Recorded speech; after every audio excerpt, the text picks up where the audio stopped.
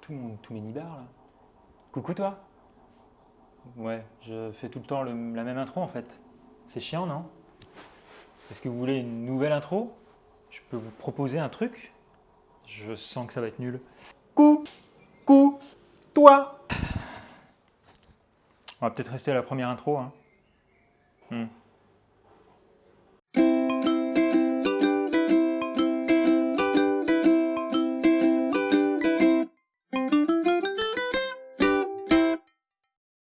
Bonjour à tous, bienvenue dans cette nouvelle vidéo. Et de quoi on va parler aujourd'hui? On va parler de mon métier. Je crois que j'en avais parlé dans ma première vidéo.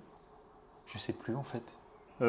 Sur mon métier, je suis architecte d'intérieur et aujourd'hui on va parler des préjugés sur le métier d'architecte ou d'architecte d'intérieur. C'est un peu la même catégorie. Parce que j'ai remarqué qu'il y avait encore énormément de préjugés sur ce métier. Du coup, je me suis dit que ça pouvait être drôle de faire une petite vidéo là-dessus, une vidéo assez courte, enfin un peu plus courte que les autres, je pense. Mais donc, je vais essayer de tuer tous ces préjugés en me moquant de tous ces gens méchants là. Bouh! Pousse-toi un peu, toi. Oh. Je peux pas la soulever, il fait trop chaud en fait. Donc, c'est parti.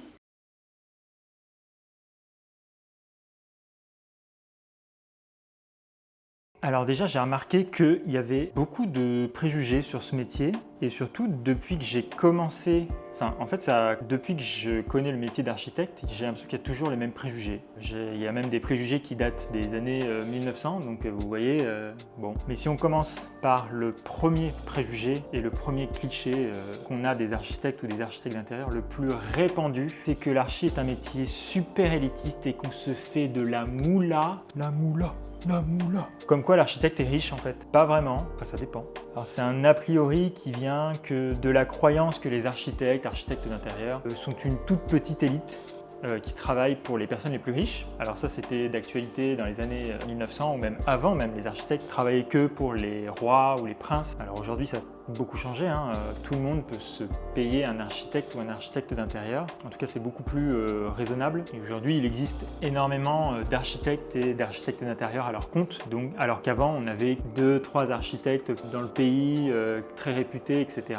D'où le fameux métier élitiste. Mais aujourd'hui c'est plus le cas. Il y a des dizaines et des dizaines de cabinets d'architectes ou d'architectes d'intérieur. C'est plus du tout un métier élitiste. Et en plus avec les émissions de déco, de rénovation d'appartements, etc. à la télé, ça a beaucoup démocratisé le métier. Bon, ça a aussi fait qu'on a encore des préjugés à cause de ça, comme par exemple le fameux « Ah oui, t'es architecte d'intérieur, tu fais comme Valérie Damido ». Nique ta mère, voilà. Non, je ne fais pas comme Valérie Damido. Valérie Damido, elle faisait que de la déco. Enfin, c'est pas tout à fait le même métier. Dû à cette popularisation vers les débuts des années 2000-2010, j'ai l'impression. Du coup, le métier s'est beaucoup plus démocratisé et il y a de plus en plus d'écoles d'architectes et d'architectes d'intérieur. Enfin, pour faire des études d'architecture. Alors, il existe des écoles publiques, mais aussi des écoles privées qui, oui, peuvent être chères. Peut-être de là aussi que vient le fameux a priori de l'architecte gagne beaucoup d'argent. J'ai été dans une école privée, donc je sais ce que c'est. Enfin, je sais.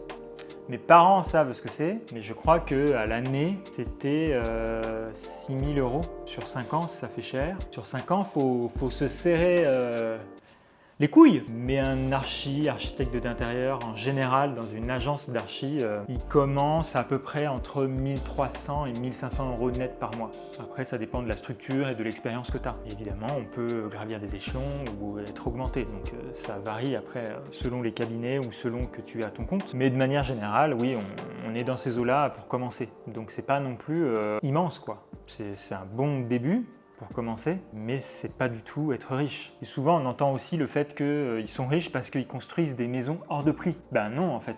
On construit des maisons en fonction du budget du client. C'est vraiment une idée reçue qui a la vie dure parce que, ben non, au contraire.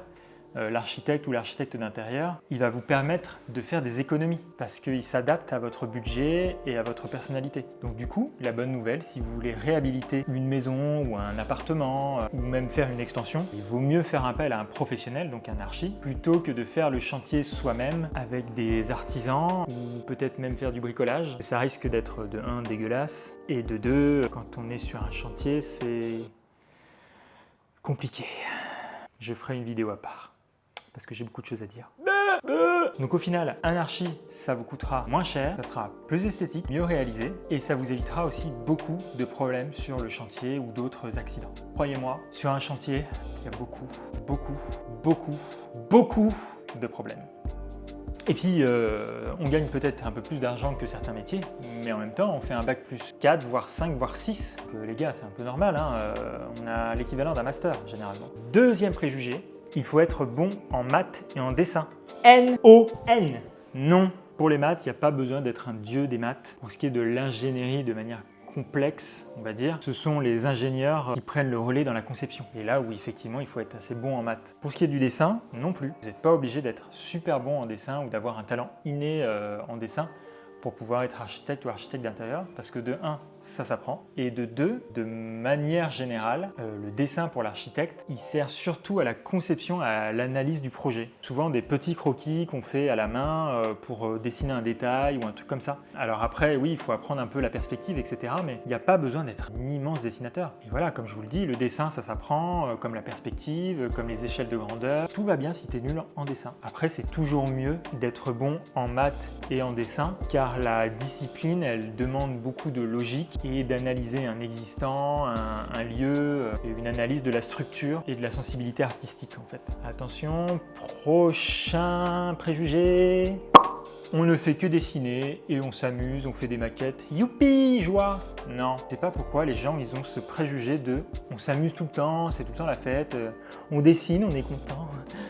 Va te faire enculer. Il y a énormément de choses en dehors de la conception et du dessin de manière générale et de la créativité. Il faut gérer la relation entre les clients et parfois les artisans. Il y a des négociations à faire, comprendre les enjeux, travailler avec un budget, connaître les réglementations, comment fonctionne un bâtiment de manière générale, c'est-à-dire la structure, gérer la lumière, la couleur, les matériaux, contacter des fournisseurs pour trouver des bons matériaux avec un budget décent, parfois faire de la comptabilité, enfin c'est surtout pour ceux qui se mettent à leur compte du moins, pour les salariés, moi je suis salarié, je fais pas de comptabilité. Après sur les chantiers par exemple on peut en faire.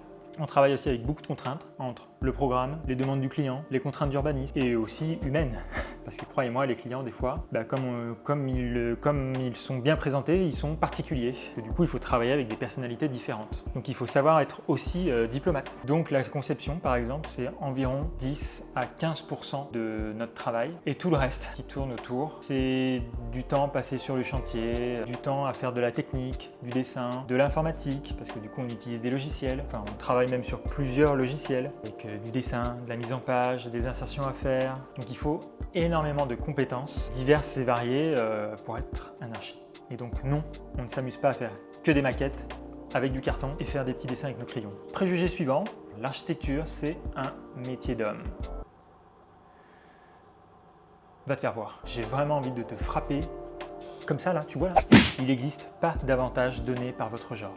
La seule condition requise, c'est votre imagination, votre créativité et votre motivation. Et pareil, j'entends souvent, et j'ai d'ailleurs beaucoup d'exemples de femmes architectes ou architectes d'intérieur qui sont souvent assimilées juste à de la décoration. Et les femmes architectes et architectes d'intérieur ne sont pas pris au sérieux dans leur métier. Je ne sais pas pourquoi, peut-être parce que ce métier était d'abord réservé que aux hommes. Aujourd'hui, il y a beaucoup de femmes qui le font. Mais les femmes sont tout le temps dévalorisées, ou en tout cas c'est beaucoup plus difficile d'être une femme architecte que d'être un homme architecte. Et j'ai beaucoup d'exemples de femmes archi d'intérieur qui me disent à chaque fois qu'on se présente, ils nous disent « Ah oui, vous êtes la décoratrice ». Elles ont envie de les buter en fait, voilà, tout simplement.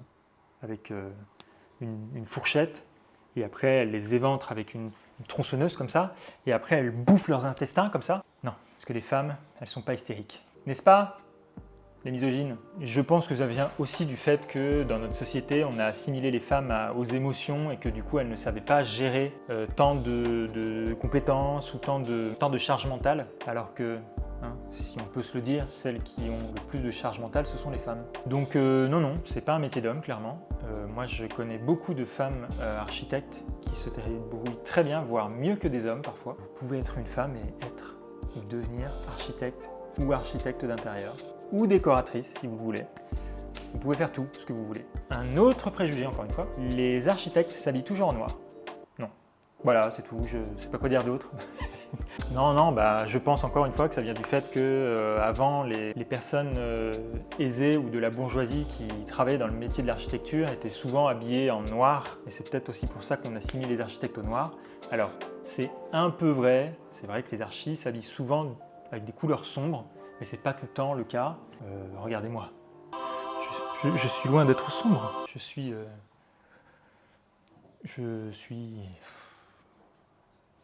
Ouais, bon là c'est pas un bon exemple, je suis habillé en bleu marine, c'est foncé. Bon, je me serais habillé en rose, en vert ou en jaune, ce serait pareil, hein?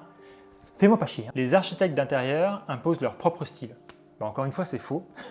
Parce que justement, si tu fais appel à un architecte ou un architecte d'intérieur, c'est qu'il va t'aider justement à suivre ta personnalité et ton style. Alors après, les professionnels de l'architecture, ils ont forcément un style qui est inhérent à leur personnalité, mais ils travaillent en étroite collaboration avec le client pour comprendre du coup leurs besoins, leurs préférences et aussi leur style de vie afin de créer un espace qui leur est vraiment personnalisé et qui répond à toutes leurs attentes. Que du coup, ils aident vachement à créer un espace qui reflète la personnalité du client. Et encore un nouveau préjugé.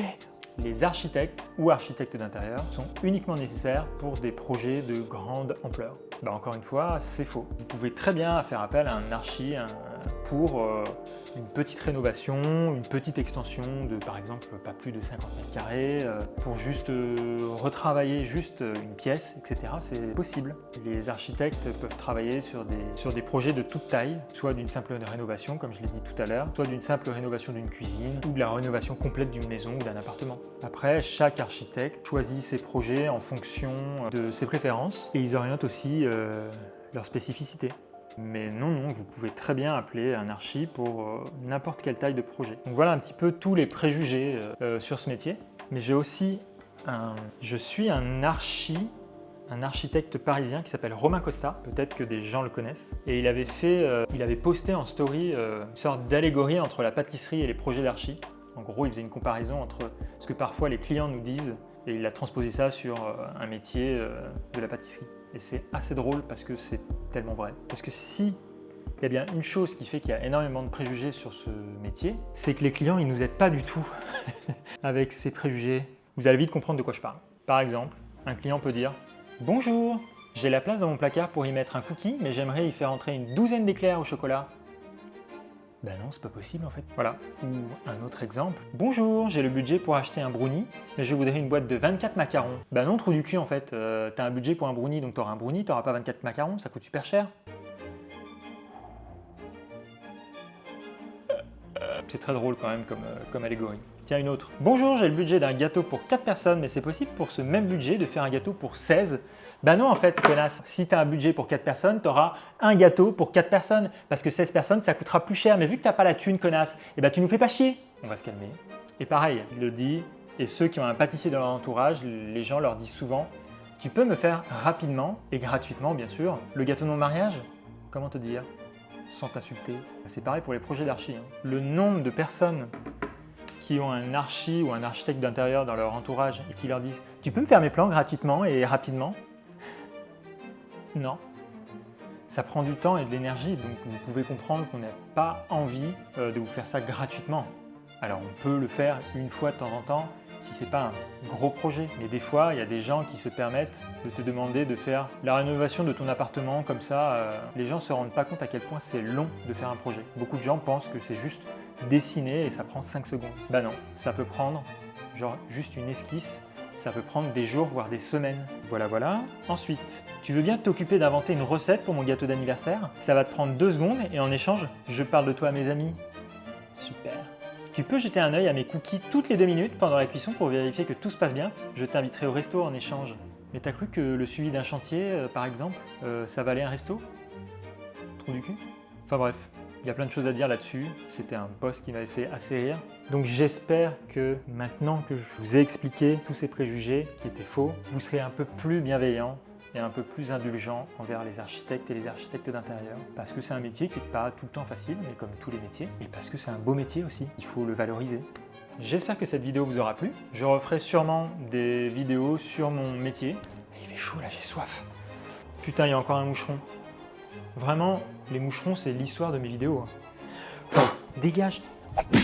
Si jamais vous avez aimé cette vidéo, bien évidemment, je peux faire de l'ASMR. Alors pour tous ceux qui détestent l'ASMR, je suis désolé. Je déteste aussi d'ailleurs, hein, donc je vais pas vous juger, hein, mais on va quand même continuer un peu d'ASMR.